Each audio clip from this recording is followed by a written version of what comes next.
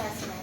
These are our objectives. After the discussion, we will list the 6 components of chain of infection and the laboratory safety precautions that break the chain. And we will also be able to describe the types of personal protective equipment that laboratory personnel wear, including when, how, and why each article is used. And we will be able to describe the acceptable methods of handling and disposing of biological waste and sharp objects and urine in the laboratory. Now, this is the first thing that we will discuss. Safety.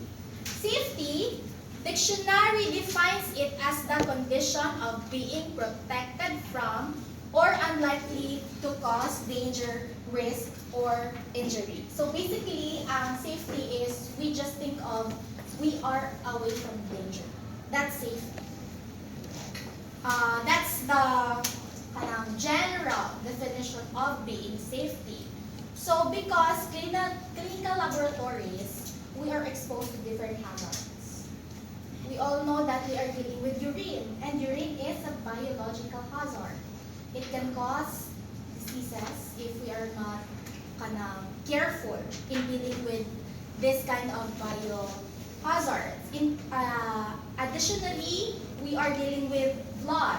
So blood, we have blood-borne diseases na maka-infect sa atwa or are contagious. So medtechs or laboratory personnel, we are prone to hazards. Therefore, we need to have this ability or like maging safe pa from these hazards. And in a clinical laboratory, ang safety daw, it is defined as learning what type of hazards to exist, able to associate basic safety precaution, and apply basic rules of common sense required for the safety of patient, co-worker, and themselves. So in clinical setting, in clinical laboratory, there are a lot of hazards. So we medtechs should know what type of hazards to exist in the laboratory. Do you know what hazards ang meron inside the laboratory? What? Example? Sharps. Right. What else? Yes, chemical spill. What else? Electrical spill. Ano pa? Marami. Fire. Ergonomic. Ergonomic? Hazard. Oh, pwede. Yeah, ergonomic. Kasi honest na ano. Okay. Next, what else? Fire. Fire hazard. Perfect. Good job. Yeah, those are hazards. So, examples of hazards that us medtechs are susceptible of those hazards. So, common sense, nakakaps lang siya. Because if na ay danger, of course, common sense na mo, nga dili ka tuga-tuga. For example, in sharks, of course, what's the proper, recapping? Fishing. Fishing, only one hand method like that. You don't do diba? Usual, that's the proper. So common sense, para ma-away ka from sharp hazards, you don't do like this. Kaya basig man, you will break that. So that's one of the example of common sense to do for you to be safe in the clinical setting. So, however, some hazards are unique to each one. For us, unique ang needle prick. Of course, halimbawa, imuhang trabaho, teacher ka, napaday kay needle prick na ma-encounter. So, some of the hazards are only unique for us, medtechs or laboratory personnel, than the normal or than those of the common hazards in daily life. However, we are still prone to hazards that are common in daily life. For example, yung electric hazard, everyone in our house naman, we do have appliances. So we are all prone or susceptible to electric biological hazards. So that's not unique for laboratory personnel. And then the key word of safety is compliance. Because in the laboratory, we have those safety manuals, mga laboratory protocols. So if we comply to those manuals, mga prevention controls, then we will have this safe. We will achieve this safety environment or working environment. So that is safety.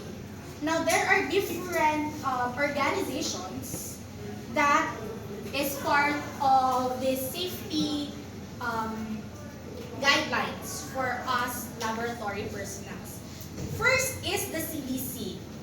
Very familiar, very known to all of us, CDC. What is CDC stands for? Center for Disease Control and Prevention.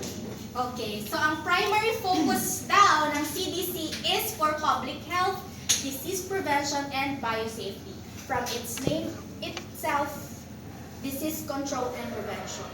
So ang focus ng CDC is for overall, everyone's disease prevention, and so that everyone will not be mahawaan ng mga sakit or to prevent diseases. And in the laboratory, CDC develops guidelines and recommendations for laboratory biosafety, particularly for handling infectious agents. For example, the biosafety in microbiological and biomedical laboratories, or BMBL manual. So ang CDC, they provide infection control and biosafety guidelines in the laboratories.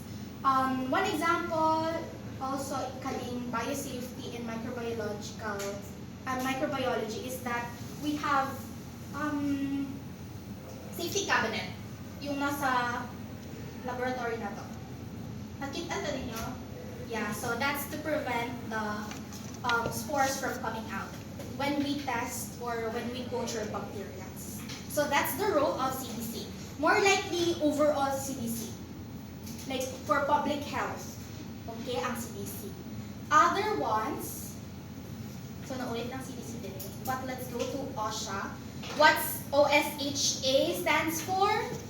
National Safety and Health Administration.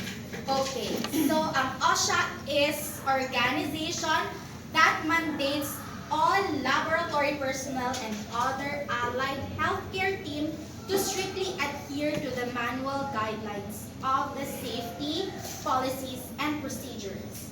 And this manual must be updated and reviewed annually by the laboratory director. So basically, ang OSHA, they ensure that the workplace is safe for the workers. Okay? So they do regulations to protect the workers from occupational hazards. So if ang CDC is for overall, like for public health, ang OSHA naman is specific for those workers. So they want that the workers to be safe, ang OSHA, because of occupational safety, occupation, sa trabaho. So they want workers or laboratory, specifically laboratory personnel, to be safe that are away from hazards. Next one is CLSI. I know you've heard this as well. What's the meaning of CLSI? Clinical Laboratory Standards Institute. So CLSI is an organization that sets an international standards and guidelines for writing policies and procedures of clinical laboratories. So they develop mga detailed, mga standardized na mga procedures that could be the best practices done in the laboratory. So they do this guidelines para makagawa ang each laboratory ng standard operating procedures nila. So for CDC, again, it's for the public health overall ang CDC. For OSHA naman, specific for those workers. They want workers to be safe. And for the CLSI, this is specific for laboratory. Yung mga manuals and protocols inside the laboratory. So that's for CLSI. Okay, now, please answer this. This organization focuses on protecting public health and preventing disease, provides infection control and biosafety guidelines in laboratory. What is this organization? CDC. What's the meaning of CDC? Centers for Disease Control and Prevention. Okay, perfect. Next. Okay, this organization develops detailed, standardized procedures and best practices for laboratory operations. CLSI. What's the meaning of CLSI? Clinical and Laboratory Standards Institute. Okay, next one, of course, siya na lang napili nung summon OSHA. OSHA. What's the meaning of OSHA? Occupational Safety and Health Administration. Okay. So, yeah, those are the organizations that helps us workers or medical professionals help us to be safe or away from danger. Now, let's go to the hazards. So, you can see here na familiar. I think na-discuss na ni sa PMLS. Am I right? Familiar na mo, anak? Yeah. Sa, I think PMLS, if I remember it right. Yeah, na-discuss na ni sa PMLS or other subjects because I know na you've seen this already from your previous courses. So, these are the hazards that commonly exist in the clinical laboratory.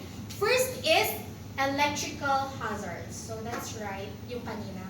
We have electrical hazard because you know that our machines are powered by electricity. So, we are prone to electrical hazard. In laboratory setting, contains a large amount of electrical equipment with which workers have frequent contact. The danger of water or fluid coming in contact with equipment is greater in the laboratory setting. For example, the microscope. We don't use naman the manual microscope right now, no? Kanang sa sun pa magkuha og light. Have you tried using that? Oh no. Yes. Ah yes? Some of you, yeah.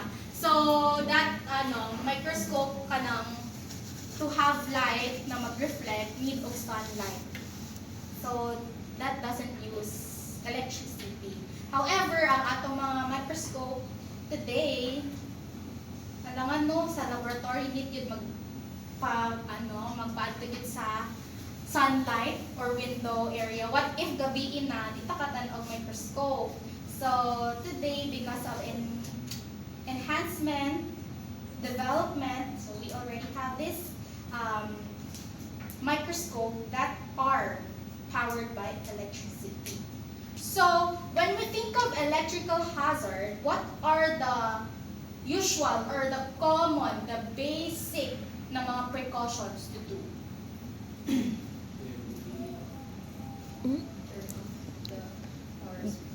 Okay, turn off the power switch. Okay, what else? Do not touch the person electrified. Okay, dry hands before touching. Do not touch the person who Do is not touch electrified. the person. Yes, the na-kuryente. Na-kuryente na Yeah. person. Okay. Electrified. Okay. So, what else? If you think of, para ma-prevent ang electrical hazard or ma-kuryentehan, what are the things to do? Oh yes, dili mag-octopus wiring. Yes, check equipments regularly. What else? Naka-idea? So, you're all right, no? Tama to. Dapat walang octopus wiring, dili overloaded ang mga circuits or kanang mga extension wires. Dili po dapat kanang kumpul-kumpul ang wires ng mga machines. And then, basic and common sense na rule is don't touch equipments with wet hands. So you need to dry your hands before using machines. And as well, yung dapat grounded. Sa socket, ay hindi pa socket, sa plug, di ba dapat tatlo ang kanyang parang. And then the third one is for ground. That's for safety. To prevent electrical hazard or electrical na injury. Next is the fire or explosive hazard. Laboratory workers often use potentially volatile or explosive chemicals that require special procedures for handling and storage. Flammable chemicals should be stored in safety cabinets and explosion-proof refrigerators, and cylinders of compressed gas should be located away from heat and securely fastened to a stationary device to prevent accidental capsizing. In cases of fire, what is the acronym that you would think of? TPAS. RACE. I hear RACE. What's the meaning of RACE? Rescue, alarm, contain. Okay, very good. Yeah, it's rescue for, yeah, if there is a fire, you remember ang acronym na RACE. Akala ko may mag-answer R for run. Okay. R is rescue. So in cases of fire, rescue anyone that is in immediate danger. Ang A naman is alarm. So you will turn on the fire alarm. Okay, you do that. And then ang C naman is contain. What do you mean by contain? Contain the fire. How to do that? Close ang doors. Yeah, kasi halimbawa dito ang fire, you close the door. Pero of course, dili ka sulod sa gawas. So i-contain lang mo para dira lang ang fire. And ang fire magud kay, 'di ba? It needs oxygen. Yeah, so para mawadan siya hangin to stop siya. And para din siya magkalat. So you contain the fire in one area only. That's the purpose of contain. Next is extinguish. Extinguish or evacuate. So if super duper dako na kayo ang fire that you cannot extinguish it anymore, so you need to evacuate. Para dili ka mapil sa sunog, of course. So speaking of extinguish, these are the types of fire extinguishers. Na-discuss kami sa inyo previously. CC. Okay, so you're familiar. Good job. Okay, what is your palatanda? Di basa. Oh, okay. Ang C. Current, electric current. Okay. Kitchen. Di basa. Tama. So, ang class A, yung like normal lang, yung combustible. So, ang fire extinguisher content niya is just water. Kaya, dili mo kayo siya, like, pwede lang siya mamatay with water. Kaning mga normal lang na materials. And then for B, it's flammable organic chemicals. So, it has, ang extinguisher kay kato. Dry chemicals, carbon dioxide, foam, or halon. And C, class C, mnemonics kay kuryente, so electrical na mga materials. And ang content ng extinguisher is dry chemicals, carbon dioxide, or halon. Ang D naman, it's the metals. So, ang composition niya is class A, B, C. So, it has the dry chemicals. So, special si class B. And class K naman, put kitchen or kusina because it has these oils, mga greasy. And then, ang extinguisher content is the liquid designed to prevent splashing and cool the fire. So, if you think of fire extinguisher, what abbreviation comes in your mind? TPAS. Yeah, PAS. pass. What's the meaning of pass? Pull the pin. Pull, Aim the nozzle. aim, squeeze, sweep. Okay. So again, pass. For fire extinguisher, you will remember this acronym. Pass is for pull the pin, aim for the area kung saan yung fire, and S is for squeezing the what? Buzzer or handle. And then ang S na isa is sweep. So that's the meaning of pass that we will remember in extinguishing fire. So, done with that. Next is another hazards that commonly exist in clinical laboratory. First is physical hazard. Physical hazard is an agent, factor, or circumstance that can cause harm with contact. They can be classified as type of occupational hazard or environmental hazard. Physical hazards include ergonomic hazards, radiation, heat and cold stress, vibration hazards, and noise hazards. So, na-include na dito yung ergonomic hazards. So, laboratory personnel are also prone with physical hazard. For example, wet floors. So, you need to be cautious of wet floors. Kanang mag-wear ng clothes, shoes, inside the laboratory. So basically, ang physical hazard is not unique for clinical setting because we can encounter that anywhere we go. Misking sa hallway gani, we see cushion, wet floor. So it's not unique for clinical laboratory na hazard. And what else pa man we need to remember for that? Dili magdagan-dagan in the laboratory because masagit mo ang mga machines. So that's an example or prevention of physical hazard. For radioactive hazard naman, the amount of radioactivity present in the laboratory is very small and represents little danger.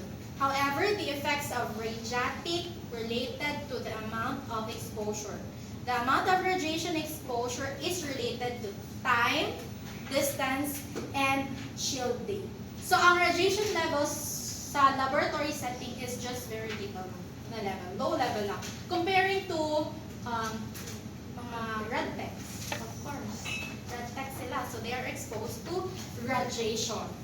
However, sa mga med techs, not so. For example lang is yung mga radioimmunoassays in measuring hormones. So, but very minimal lang din siya na amount. So, ang time naman is your time, that duration of exposure that you have with that radioactive content. And then ang distance, yung proximity mo to the source of radiation. And ang shielding is the barriers that you use for protection. So that's for radioactive hazard. Again, medtechs have low levels of exposure to radioactive hazard. However, if you continually or like always ka-exposed to hazard, then it could cause you harm in the long run. So still be careful. Let's be cautious of radioactive hazard. Next is the sharp hazard. Sharp hazard or sharp objects in the laboratory including needles, lancets, and broken glassware present a serious biological hazard, particularly for the transmission of blood-borne pathogens. All sharp objects must be disposed in puncture-resistant, leak-proof container with the biohazard symbol. Puncture-resistant containers should be conveniently located within the work area. So it is important to dispose sharp objects to its proper disposal bin. So if sharps gani na dapat, dili na siya i-mix with the other, like kahit biohazard yan siya, but it's still specific for sharps. Kinsa na yung needle prick diri? Wala pa? Wow. Ikaw. What happened? Sa anong subject? PMLS. Na ano na to? Like nagamit na? Ang needle wala pa. Okay, good thing wala pa po magamit. Ako, yes, na needle prick na ko, but for lancets. Pero dili ko din sa school, so I'm safe. Nag-work na ko ato. Diba? Nag-work pa siya, so pasyente na ko. Pero, thankfully, bata to pasyente. So I'm thinking of safe man siguro yung bata. Yeah. So that's, lancet, yung na needle prick sa ako. Though I already have gloves, ato na tayo. Pero na-needle prick niya ko. That's katangahan. Okay. Problema mo na yan. Bakit ka na needle prick? So again, puncture resistant dapat ang containers para di maglusot-lusot if ever. And then for us, since we are here in the Philippines, nag-recap ka nila. Because in the other countries siguro, I think shred diretso. They have shredding material for needles. They don't need to recap. However, us here, since we don't have that much of progress in laboratory ng mga equipments or materials, so we still need to recap our needles. And again, ang recapping is just one hand. One hand technique, yung fishing, one hand lang. Pag makakita gani si Sir Bo nga nasa inyo nga magduha mo kamot, good luck to you. Okay, so dapat yun anak. Okay, anak yun siya. Always remember that. Okay, next. Okay, this is another hazard that commonly exists in the clinical laboratory setting. It's the chemical hazard. It's any substance, regardless of its form, that can potentially cause physical and health hazards to people or can result in harm to the environment. It can also be defined as the actual risk associated with specific chemicals such as skin burns, long-term negative impact to health, lasting environmental damage, fires, or even explosions. So, under that is the corrosive hazards, that can cause burns on your skins, poison or toxic hazard that could kill you, kanang muriatic acid, example, that's poison or toxic hazard, carcinogen hazard that can cause long-term diseases, or example, cancer. So, in chemical hazard, what precautions na imong ma-remember if you are dealing with chemicals? What should you do? Like basic na gawin mo if you are dealing with chemicals. Yes, wear gloves. PPEs, including mask, gloves, eyewear. Okay, yeah, that's right. Ang goggles is one of the important things other than your gloves. And of course, you will wear your what? Lab coats. Yes. For you to be protected from the spills. Now, in dealing with chemicals, how do you mix chemicals? Is it water to acid or acid to water? Acid to water. Perfect.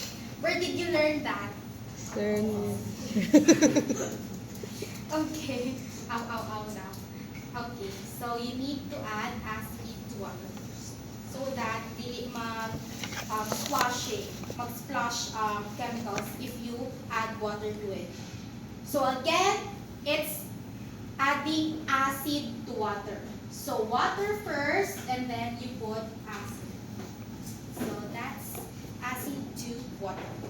Now, OSHA, what is the meaning of OSHA again? Occupational Safety Okay. OSHA also requires all facilities that use hazardous chemicals to have a written chemical hygiene plan available to all employees. The purpose of the plan is to detail the following. First is the appropriate work practices. Some laboratories, they have unique protocols. So each laboratories have different protocols. So you need, dili siya same sa all. So everyone should be, if you are hired to that certain laboratory, you need to be aware of their protocols. Next is the standard operating procedures. The same thing, SOPs. Naadyo dapat na in the laboratories. SOPs like, there are different procedures depending on the machines that you use. Or sometimes depending on the head good or seniors. Kaya ang seniors magod sometimes they do the procedures. And then you napasa lang siya to the junior medtechs.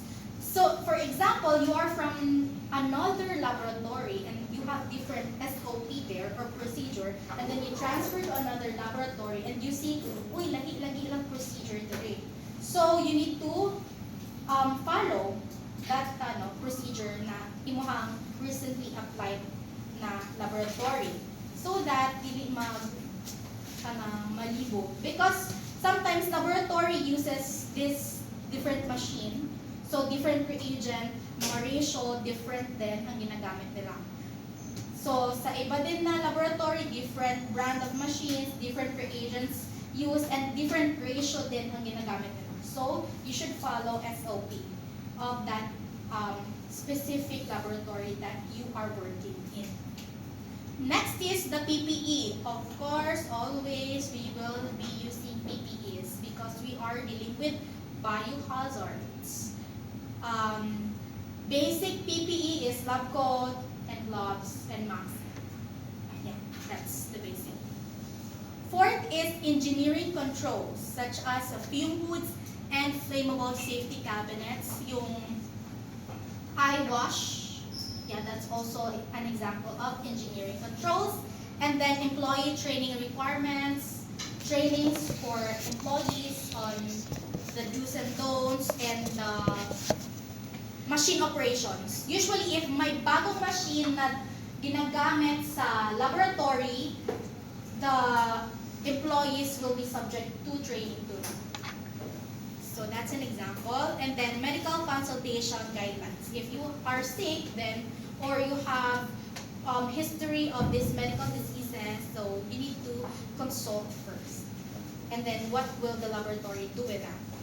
Okay. So that's for chemical hazard. Another thing for chemical hazard is that we don't do mouth pipetting already.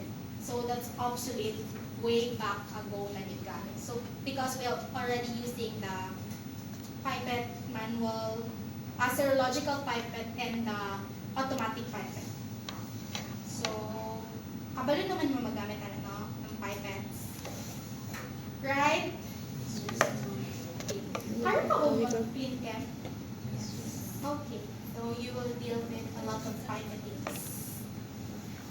So, continuation with chemical hazard, there is chemical labeling. Chemical labeling, hazardous chemicals should be labeled with a description of their particular hazard, such as poisonous, corrosive, flammable, explosive, teratogenic, or carcinogenic.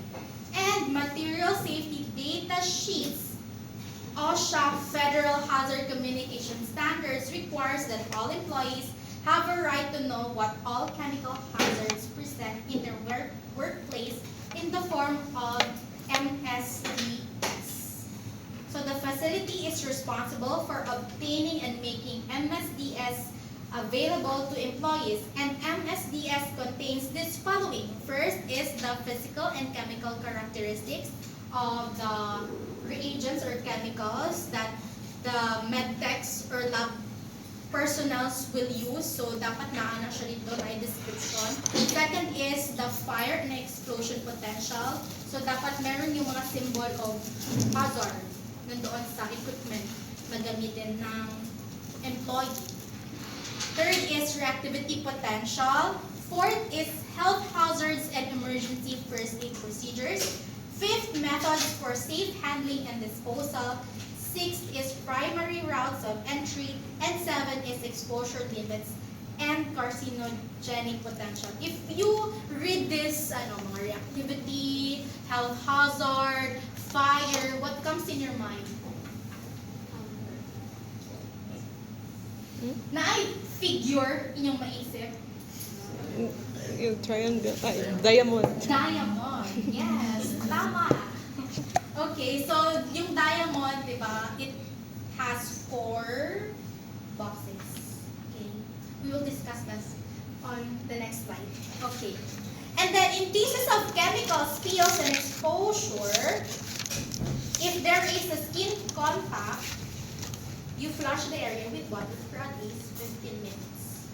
And then, seek medical attention after that. And contaminated clothing should be removed as soon as possible. And chemical spill kits containing protective apparel, non-reactive absorbent material, and bags for disposing of contaminated material should be available for cleaning up spills. I think naka-watch me video before. Naka-watch mo video dong like na-spill ang chemical and then they do the safety precautions on how to. I don't know. I think kay Sir Jack pa yan siya na time. Do you know Sir Lara? Jeremy Lara. Na-update pa niyo siya? Not yet.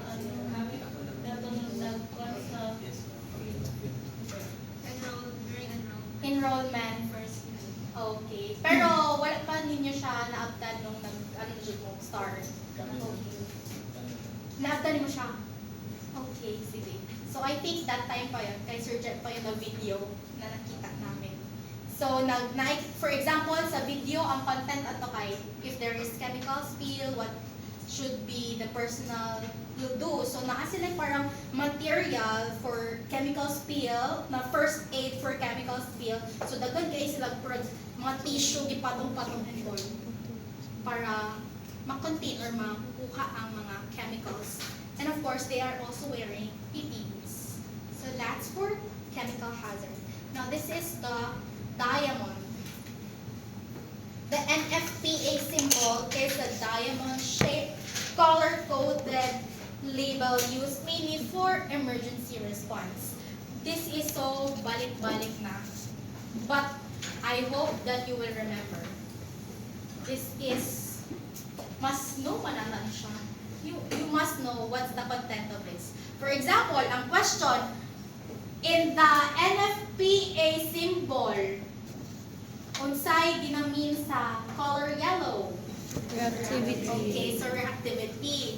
For, madali lang i-remember ang red guy. Red is for fire. And then blue is health hazard. And white is for the specific hazard.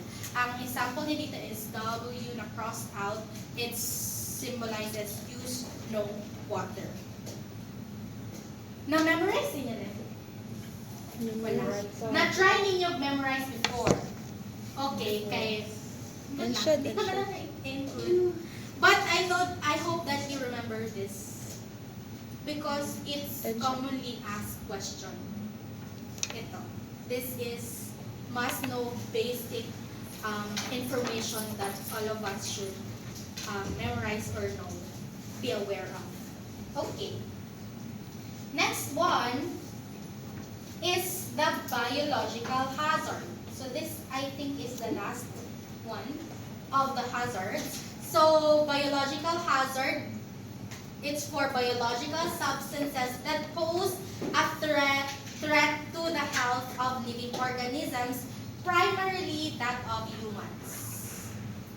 Sources of biological hazards may include bacteria, viruses, insects, plants, birds, animals, and even humans. These sources can cause a variety of health effects ranging from skin irritation and allergies to infections, for example, tuberculosis, AIDS, cancer, and so on. So, in the clinical laboratory, we are mostly exposed to biological hazards because we are dealing with bloods, urines, and other body fluids that causes diseases and can be harmful to us if we will contact with those sources of hazards. Now, in this box here, the healthcare setting provides abundant sources of potentially harmful microorganisms. These microorganisms are frequently present in the specimen received in the clinical laboratory. Of course, we don't know if we collect specimens, for example, urine or blood, we don't know what's inside there unless we examine it na. So, wala ta din ta sure if infected ba ni or na ba ni disease ang patient. So, need nato to be careful, to be precautious. That's why we wear gloves and masks in dealing with the patients and the specimens that we receive. Because after pa nato sila ma-examine, bago nato mabalaan ang disease for that patient. So first and foremost, do precautions like PPE is basic PPE. And then ang chain of infection, it is understanding how microorganisms are transmitted is essential in preventing infection. And infection control is the procedural guidelines and protocols developed by healthcare facilities to control and monitor infections occurring in their facilities. So basically, chain of infection, it's understanding how to prevent the disease transmission. Ang infection control naman, these are the procedures that monitor and reduce infections in the healthcare facilities. I know that you are familiar with chain of infection. What are the components of chain of infection? Reservoir, portal of entry and exit. What else? Susceptible host. Yeah, infectious agents. Tama na ba? Ay, meron pa last. Oh, what is vector?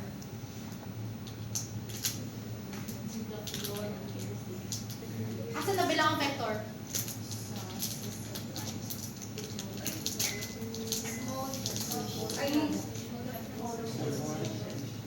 Mode of transmission. This is it. Now, the chain of infection, very common, very familiar. First is the microorganism or the source of the infection or the infectious agent. It could be bacteria, virus, fungus, parasite. Okay, so lahat tayo exposed to that. Medtechs are exposed to this because we test those microorganisms. And then a reservoir, it is where this microorganism or this infectious agents live. So ang reservoir or the source, it is the habitat for this infectious agents. Next is portal of exit. How the infectious agents leaves the reservoir. It could be in the secretions, for example, in saliva, or in excretions such as in urine and feces. Next is the modes of transport or mode of transmission. So this is how it spreads. Through contact, skin-to-skin contact, droplet, airborne, vector, fomites. What's an example of vector? Mosquito. Mosquitoes. How about fomites? What is fomites? Thus, non-living objects that can carry microorganisms. Yes, that's correct. So mga non-living na objects that is contaminated with this infectious agents. For example, cell phone. pwede cellphone, doorknobs, ganun. So those are the example of FOMATs. And then portal of entry. How these agents enter a new host. Example of that is mucosal lining, mga open wound, through oral, respiratory tract, and urinary tract. So that's the example of the portal of entry. And the susceptible hosts are those someone or some people that is vulnerable to infection. So, ang mga usually susceptible na mga host is those who are very young and elderly. Those pediatrics na mga patients or geriatrics na patients. And then, another example is those with chronic diseases because their immune system is weak na. So, they are susceptible. Another is malnourished. Kulang og mga nutrients sa body, kulang vitamins. So, they are prone to sicknesses or diseases. Madali lang silang mahawaan ng mga disease. And immunocompromised. The same with those with chronic diseases. Immunocompromised, again, example of weakened immune system. So, they are the susceptible host. So, for us, in order to not get kanang mahawaan, we need to be healthy. So that's one of the key to prevent diseases or infections na mahawaan ka. We need to be healthy. We need to drink water. What else? Eat nutritious foods. Exercise. Those are just basic things. Okay, another picture. Kami ang mas familiar to us. Kapilanan yun yung nakit-an nga picture. I know multiple times na. Pabalik-balik na siya. So the same thing lang gihapon niya siya with the previous slide. However, I just want to emphasize this, how to break the link. So in the reservoir, the method to break the link is the disinfection or hand hygiene. So it's important to do hand hygiene whether it's alcohol-based or water-based. When do we do alcohol-based hand hygiene? Correct. Okay. You do alcohol-based hand hygiene if your hands are not visibly dirty or soiled. However, if it's visibly dirty and soiled, we need to do the soap and water technique, hand washing. Next is the portal of exit. How to break the link is that we should have sealed biohazardous waste containers, sealed specimen containers, hand hygiene, and standard precautions. So, sealed dapat ang mga specimen containers and even the waste containers natin. They are sealed. For example, sa sealed specimen containers, basic, urine. It should be sealed. Ang example ng good na containers ng urine is the flip-on, parang close open ng good na container, and then the screw cap. Katong with the, like this is screw. Parang need pa yung ilikot-ibot pag ma-open. Yung flip-on naman, yung ana-ana lang. Parang sa macaroni. Ay, hindi naman macaroni. Sa sauce! Yeah, yung sa 24 chicken na sauce. Ganon. So that's an example. So, in order to prevent spillage or parang, ma-spill ang specimen, then you will use sealed specimen. And that's to break the link of the portal of exit ng mga infectious agents. And then dito naman, sa means of transmission, how to break is still the hand hygiene, standard precautions, nandito na ang PPE, and patient isolation. When we say patient isolation, there are patients na need i-contain if they are contagious ang ilang disease. So, they will be specifically contained to one room alone for them lang, so that they won't spread. kanang ilahang contagious na disease, either airborne or in droplets. And then PPE, you use mask to prevent this kaning mga droplets and airborne. And ang contact naman, you use gloves, vector, patayon ang lamok. Yun pa. And then, yeah, that's it. Yung mga standard precautions pa rin for the means of transmission. And for the portal of entry, the same thing. We will use hand hygiene, mga standard precautions, PPE, and sterile na equipments ang gamitin natin. So, it's important to disinfect as well. And then, to break the chain of susceptible host is we need to have immunizations. Yung mga bata, diba, series of vaccinations, they need it. So that they will be protected from the diseases because their immune system is still weak. Next is nursery precautions, patient isolation, and healthy lifestyle. I've told you a while ago that we need to be healthy so that we won't be susceptible with any diseases. Our immune system could still fight if ever there is a threat of infectious agents to us. So, I think that's just it. So, if you can observe, ano ang main na ginagawa to break the link? Hand hygiene. That's why our next slide is all about hand hygiene. And in laboratory class, our first activity is hand hygiene. Because that's the most important, it's important, very useful and helpful to break the chain of infection.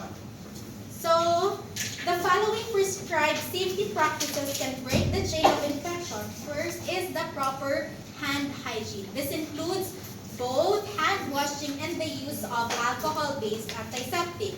Hand contact is the primary method of infection transmission. So the CDC developed hand washing guidelines to be followed for correct hand washing. Now in hand washing, it could be about 40 to 60 seconds. Ang hand rub naman it's about 20 to 30 seconds alone. So ang hand washing basically for 1 minute siya gawin. So what is the procedure of hand washing? Proper hand washing. Let's review hand washing techniques. What's the first thing? Wet hands. Wet hands with water. Okay. Next. Soap. Apply soap. Next. Lather. Yes, rub to make bubbles or foam. Next. Back of the Back of the palm. hands. Okay. Next. Interlace between the fingers. Yes. Next. Okay, good job. Sama na siya. Back of the finger. Next. Thumb. Okay, thumb first, right and left. And next one. Fingernails. Ganon. Next one. Wrist. Downward position. Tissue. Dry. Then tissue. Then close the Okay, faucet. turn off the faucet. Okay. Very good. So, expect na ko na mag-perfect mo sa activity. 100%. So, this is the procedure. Yeah. Okay. So, that's it. This is another picture very blur. So, hand rub siya. Same thing lang naman. It's just alcohol lang igamit. Yeah. Same thing, same thing. Another method to break the chain of infection is wearing of PPE or personal protective equipment. This includes gloves, fluid-resistant gowns, eye and face shields. Gloves should be worn when in contact with patients, specimens, and laboratory equipment or fixtures. And the types of gloves, including sterile and non-sterile, powdered and unpowdered, latex and non-latex. Nag-ask yapon mo sa if you will do phlebotomy, what question do you ask? To latex. Latex. Okay. Would you still ask the patient if naano mo sa laboratory setting? Yes. Good job. Yes, pero ako di lang. Kasi, usually mo sa patients, wala ka palo. Ano, latex allergy. Sometimes. Pero ako wala naman. Okay. Wala na. Wala siya commonly asked question. But we should do that. Basically, like, na-dyan siya allergy to latex. Alright. So, gloves should be worn in contact with patients. Some laboratories, mag-phlebotomy, wala na use of gloves. Di lang main drop. But yeah, naka-try ko na guys. Wala may gi-provide ang laboratory sa ako of gloves. So, nagbuha ko dugo, ang wala gloves. So, mag-ampo na lang ka, Lord, yung tako manilo freak and all. Yeah. Para, ano ko to siya nga laboratory, like, daghan ko patients, so gusto nila pas-pas. Mas madali kasing magkapa ng ugat if wala kang gloves. Kay, kung may gloves, may ano pa, barrier. Labi na, ang gloves mo is bigger, this should kayo magkapa. So, I will encourage you to have a gloves na one size smaller than your actual size. Para fit na fit and madali lang magkapa ng ugat. So, if your hands is small, then purchase extra small gloves. Okay. Ha? Hindi available? Nasa Shopee. Itong powdered and non-unpowdered. Naka-dry ko ng powdered before, pero parang maka-dry. O ganun samok siya sa hands. And more expensive, I think. Kasi may powder naman siya. But yeah, let's just use the ordinary from Shopee. Okay. Next one is the fluid-resistant laboratory coats with wrist cuffs are worn to room exposure to patient's body. Coats should always be completely buttoned and gloves should be pulled over the cuffs. This laboratory coats should be worn at all times when working with patient specimens and are removed prior to leaving the work area. Disposable coats are placed in containers for biohazardous waste, and non-disposable coats are placed in designated laundry receptacles. Shoes must be closed-toed and cover the entire foot. Okay, so for lab coats, for disposable na lab gowns, it should be disposed to biohazards na waste. However, if yung inyong lab coats is washable, so na siya designated na area. However, ginagawa pa natin yan? Wala no, there is lights about after. Even in internship, misking microbiome ko na section, wala pa rin. Pag after duty, utang sa bag, wala na yung mga infection control and all. I don't know. Misking ang mga workers, misking ang medtechs na mismo, they don't do that. Pero at least they leave their coats inside of the laboratory. Pero as students, some laboratories don't make the students kanang ibilin ng ilang lab coats. So, ginapadala with shop. And do we wash our lab coats? Sometimes. Once a year. Yeah. True. Kapag dark na rin ako sa tech part. Once every Okay. So, kana siya ang problem ko. Pero dapat, we wash it every after using. Pero, tapoy man. fine. So, also, ang shoes is must be closed-toed. Para in cases of spills, dili ma-contaminate or may mga butangan o some specimens sa imong shoe, ay imong feet. So, yeah. And then, if mag-wear ka ng lab coats, naka dito, asan yung gloves? Yeah, okay. Gloves should be pulled over the cuffs. Yung, halimbawa kaniyang end, so ang gloves dapat nakapatong siya sa cuff. And then, buttoned ang toes. If you have the buttoned na clothes, then you should have like that, closed to siya. I'm not sure ang laboratory gowns this day. Ano pagyapon ko siya? Velcro. Dili ka tong, pushes. Yeah. Ang Velcro magod kay prone to matanggal-tanggal. That's still the lab gowns na we used before. So, pag abot sa after 3 months siguro, kaya wala na, dili na siya Hindi siya ma-close kay na. Wala na ang kanyang pampaligid to each other. So, it's not a good choice. So, some of my classmates sila ng yung button good, ganun na lang. Ang kanilang alternative para ma-close lang ang kanilang lab coats. So, and also if in cases of spill, madali lang siyang ihubo ko. So, yeah, that's my suggestion as well. Yung mga push buttons, you can use that. And then another PPE is mask and goggles, full face plastic shields that cover the front and sides of the face, mask with attached shield. If we think of full face plastic shields, what comes in your mind? COVID. Perfect.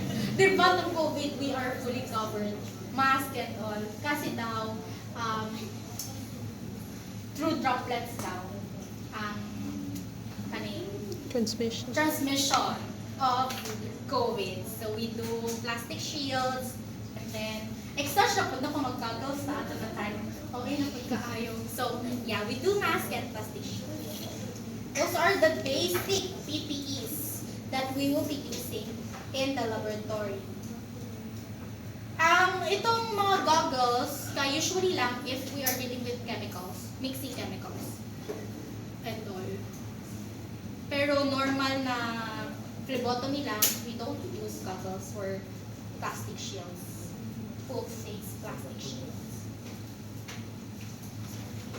So additional, in 1996, the CDC and the Healthcare Infection Control Practices Advisory Committee, or HICPAC, combined the major features of UP and BSI guidelines and called the new guideline standard precautions.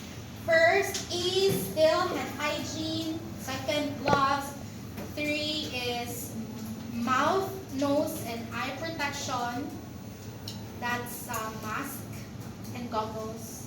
4th is gown, 5th is patient care equipment, 6th is environmental control, so like na-disinfection na ginabuhat ang mga personnel in the hospital or in the laboratory. And then ang linen is kanang gina-clean like in a laundry, naman sila parang laundry na machines dito sa hospitals for the hospital beds sa mga ginagamit ng patients. So they do that for disinfection. Number 8 is that occupational health and bloodborne pathogens, patient placement, and then respiratory hygiene or cough at home. Like, using mask, you have this.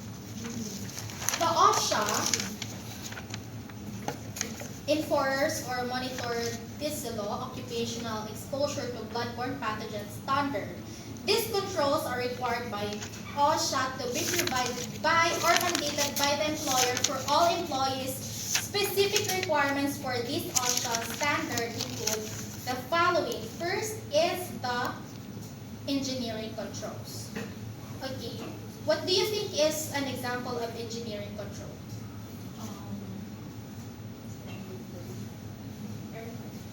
Aircon. Pwede. What else?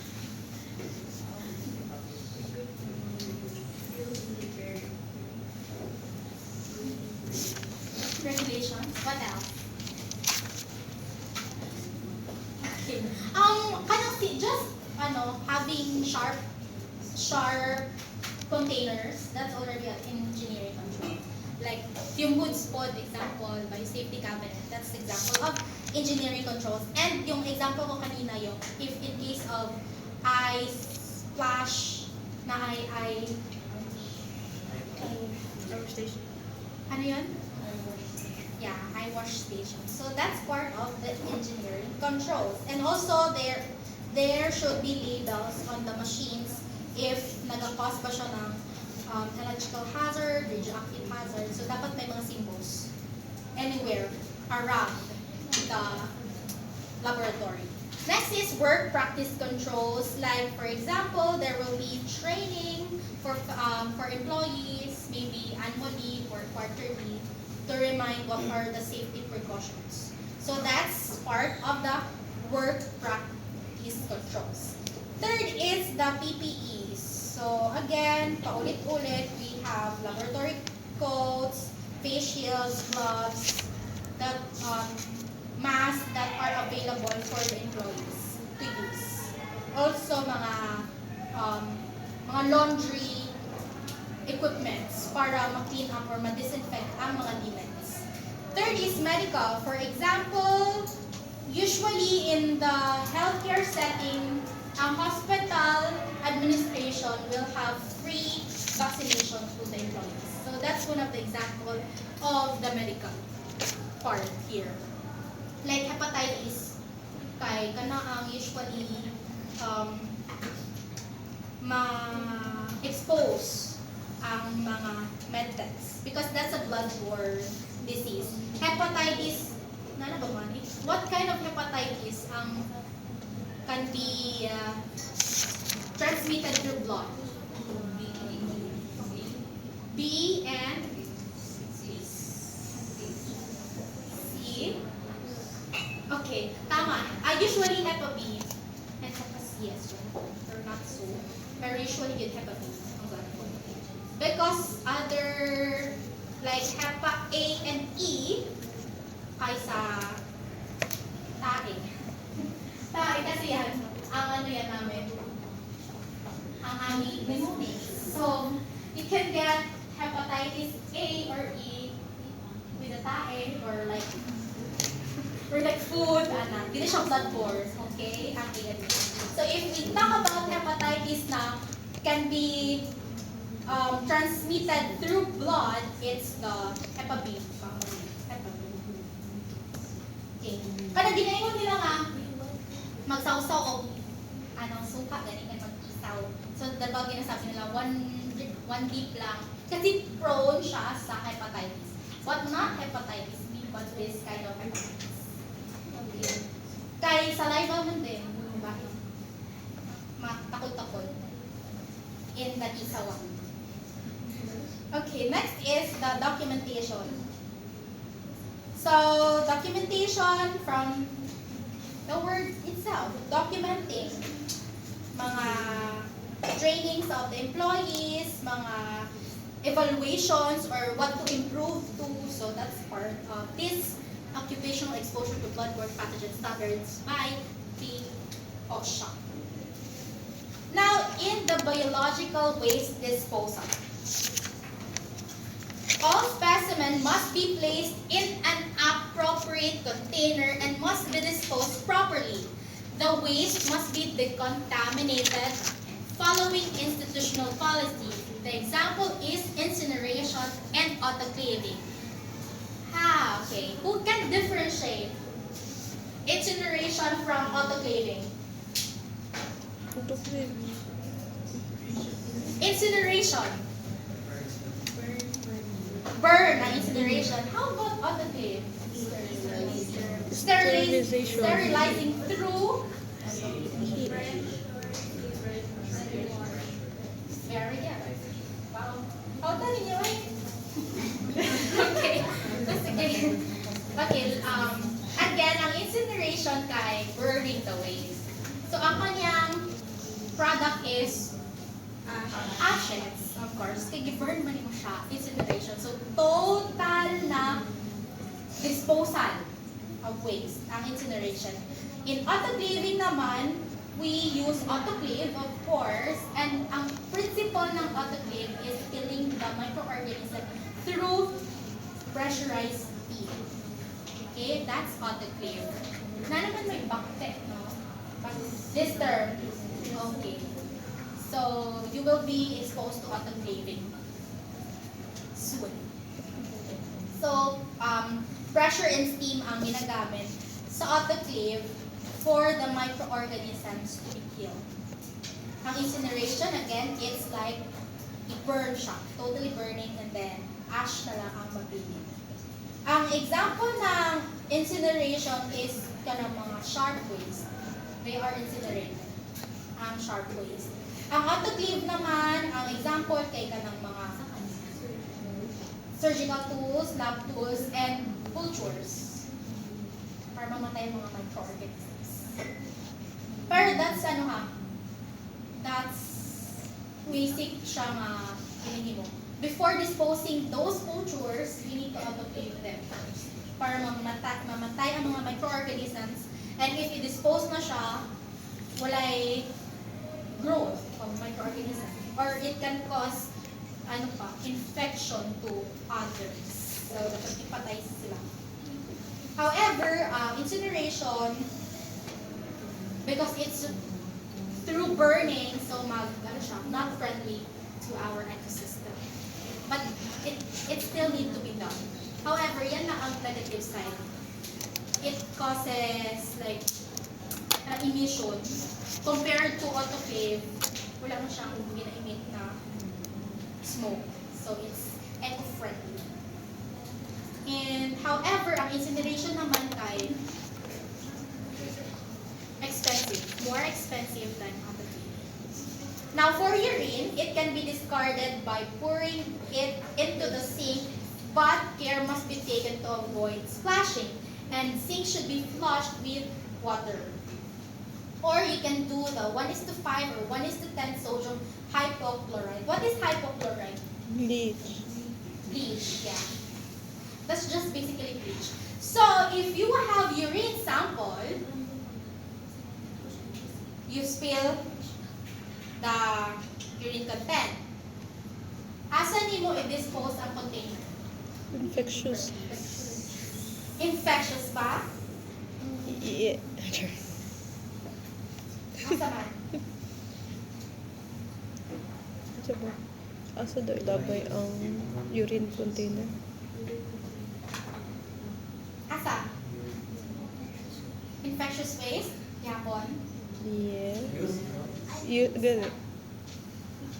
Ha? Use? Use? Final answer. Yellow. Infectious? Yes. Yes. It can be not na infectious siya. Because Ano you mo already gagawin? spilled the urine. Actually, ang kanang mga urine containers, they are reused by the laboratories. Ginagawa lang, syempre, you know. Yeah. So, if ma-spill, i-pour na nimo, i-discard na nimo urine, it can still be used. Reused, I mean. So, pwede siyang hindi sa infectious na waste i-dispose. Yes. Asa siya ilabay, ma'am? Almost all of the laboratories na ako nabalaan, they reuse containers. Asa siya ilabay? So, dili siya Igayon, pero asa siya biohazard. butang? So, you can dispose it into the non-biological waste. Non-biological waste. Okay, sharps must be disposed in a puncture-resistant containers. Again and again, puncture-proof na containers. And then for chemical spills, laboratories should have a biological spill kit, eye wash, an emergency shower, and copy of MSDS. What is MSDS? Material safety data sheet. Very good. Okay, so in our laboratory, we have this, di ba, eye wash, and emergency shower. However, if you observe, if gamitin na to, maun sa man ang laboratory, mabasa, kay balay drain, ang bot nga na to. Diba? Ginabash na mo na siya before, wala may drain. So it still cannot be used. We'll just spray na wala chemical spill na mangyayari. Okay, so that's for the biological waste disposal. Now, for quality assessment, what is QA? It is the overall process of guaranteeing quality patient care and is regulated throughout the total testing system. Quality system, it includes pre-examination, analytic examination, post-examination.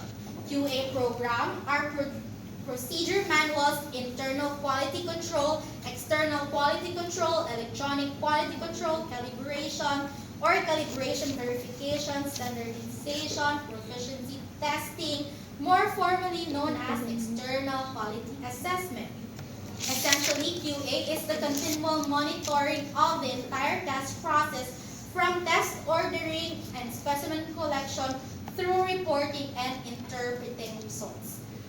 QA, kanyang mga quality assurance, quality assessment, these are discussed on what course? Lab man? Lab management? Lab 1 and PMLS. CC. Ang ginawa lang. CC. Balik-balik yun yung CC sa mga quality assurance, quality, kanang galing sa ganitong tawag sa may dot ka. Oo, yan. Kanang everyday na ginagawa mo.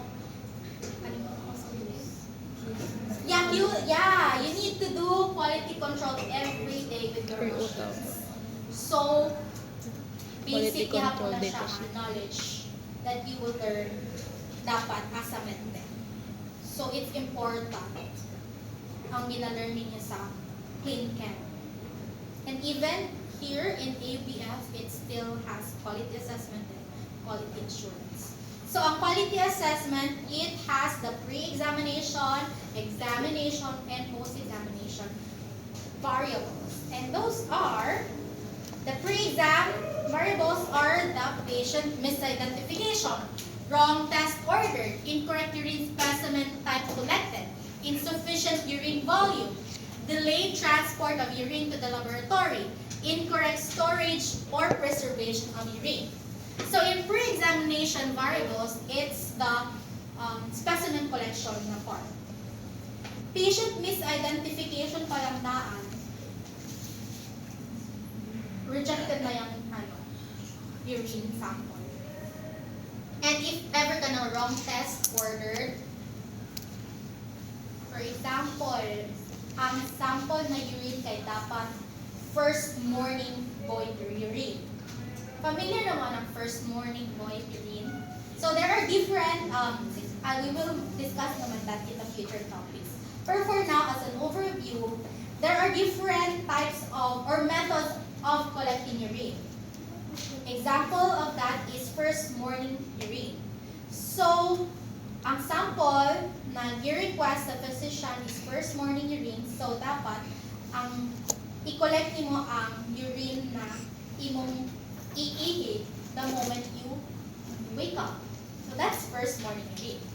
If ever ka na ang i-request sa physician, and pag-abot mo sa laboratory, pangutan-on ka sa medtech, paunsa ni mo ni-collect ma'am, tapos mag-ingon ang patient na, karon lang ma'am, lang sa CR, tapos i-ask mo na, kaihit na kasi yung balay, oo ma'am. So that's already a random specimen, random urine specimen. So it means, mali na dayon.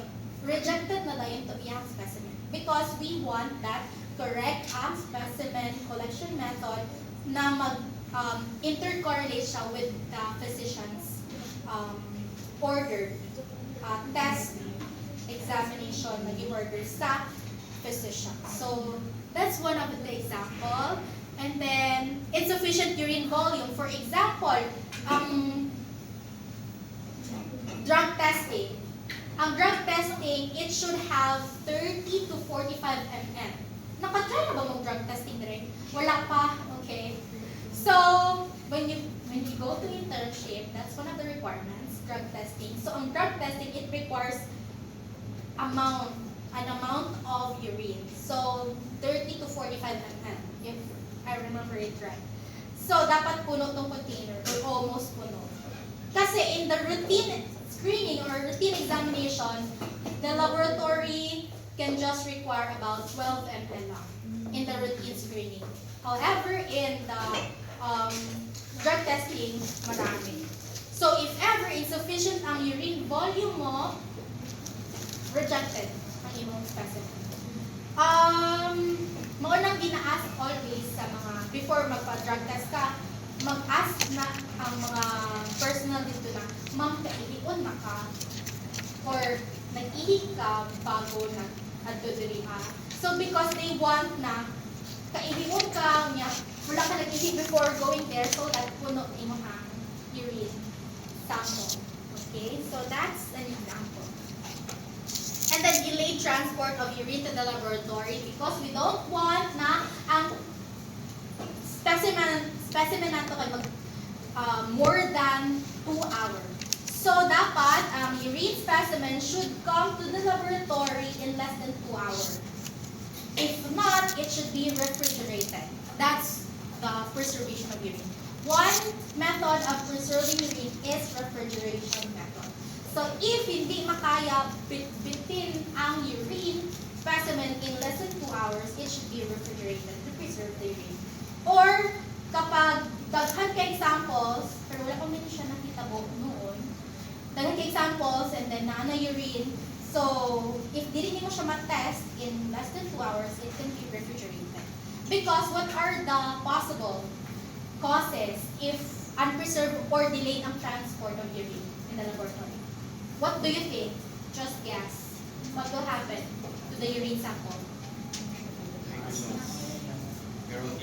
Okay, erroneous results. Tama. Example.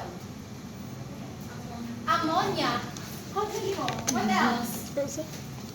Ang ammonia. What causes the ammonia? Okay. Paano? Unsay nag-cause na i-break down tong content na to yung ammonia? Yeah. So, ang usually good na gina-point out ani is the bacterial growth because the more hours na makontain na ang urine, magdaghan po ang bacteria. We will discuss that though in our next topics. But yeah, bacteria, because bacteria mag-cause po siya og kanang eating up the glucose. So, ma-interfere po ang glucose content. Because urine, naapod there ang glucose and all. So, na-siya ka ng interconnection with each other, ang chemicals na meron na ititest sa urine. So, therefore, it's important that the urine specimen should be transported to the laboratory and be tested in less than 2 hours. Now, in examination variables, first is the sample misidentification, erroneous instrument calibration, reagent deterioration, poor testing technique, instrument malfunction, interfering substances present, misinterpretation of quality control data. Sample misidentification, if ever presence of mind is also important as a medtech because if mabalik nimo og test, halimbawa ang patient sample nimo kay si Angel, tapos ang request na imong ginagunitan kay for Princess. So ang na-type nimo dito sa machine kay Princess, pero ang sample na imong gitest kay for Angel. So that's already very dangerous. Kay what if na dito sakit si Princess, ay si Angel. Kunya si normal ay si Princess. So, nagpasakit na noon si Princess. Kunya hatagan siya antibiotic and all. So, yeah, false diagnosis. And then erroneous instrument calibration. For example, is yung sa measuring the specific gravity. Yung old school na. And then reagent deterioration. There is a machine na naman ngayon na automatic na. Like ibutang lang yung mga urine dito and then the machine will do its process. Kasi ang manual na urine testing is mag-urine strip and all. That's also, you need to check on. Kaya ang urine strip, sometimes it could be deteriorated if wala siya na properly kanang contain. Kaya ang urine strips, na siya yung mga chemicals as well, enzymes as well, na dapat specific for this temperature, and then dili dapat siya exposed to light, that much of light, kay mag ang enzyme, effectivity sa enzyme right, ma-deteriorate. So there is also proper storage technique for that. And then instrument malfunction. For example, if you will have automated machine na for urinalysis, so possible you will encounter instrument malfunction. And misinterpretation of quality control data. If your QC is bad or wrong, then all your testings will be wrong as well. So it's important to watch out for your QC every day. QC on your machines. Now for the post-examination variables, still, nagyapon ang patient misidentification. Poor handwriting. Pero, maghatag na ikag test result nga handwriting pa, maragili naman siguro, no? But, if you are testing, o niya, imuhang pagsulat sa, halimbawa, mag-test ka sa microscope, oy, I see 2 to 3 red blood cells per high power field. So, isulat na nimo. Tapos, if poor imong handwriting dira, and then, dispose na to nimong sample, and then mag-type na kag-result, isa ba nila isulat?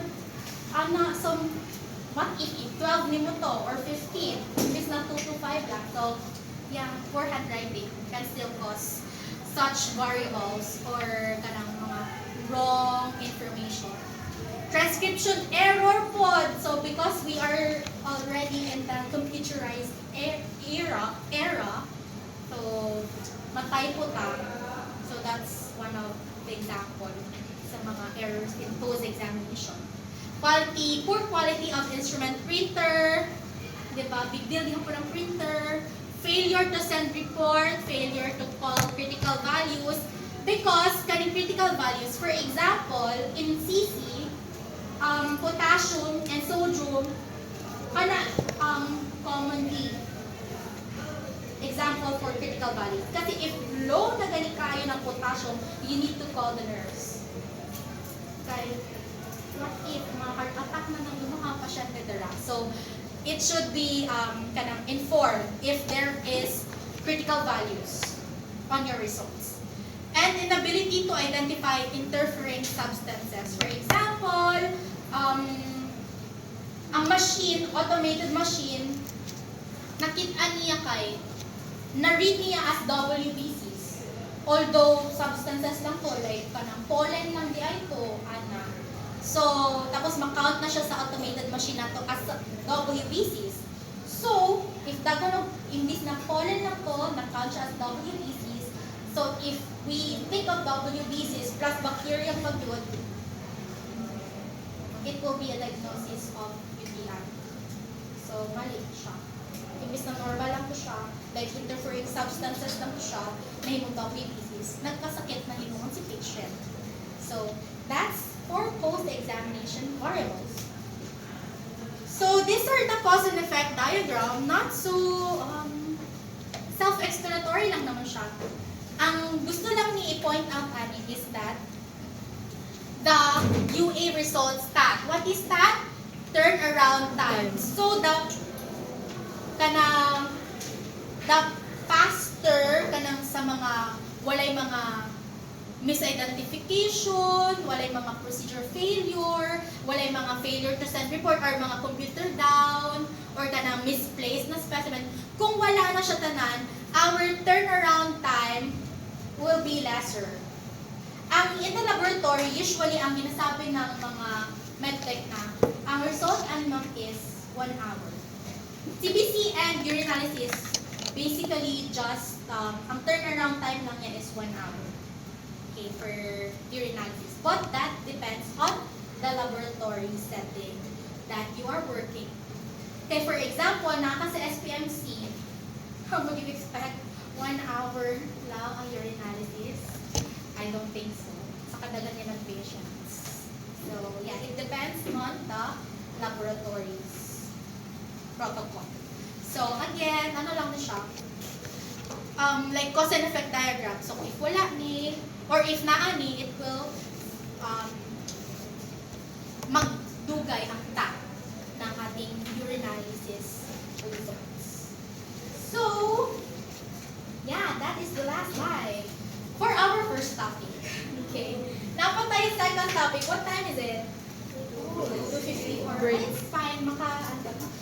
So, yeah, let's take a break. Let's come back at 3.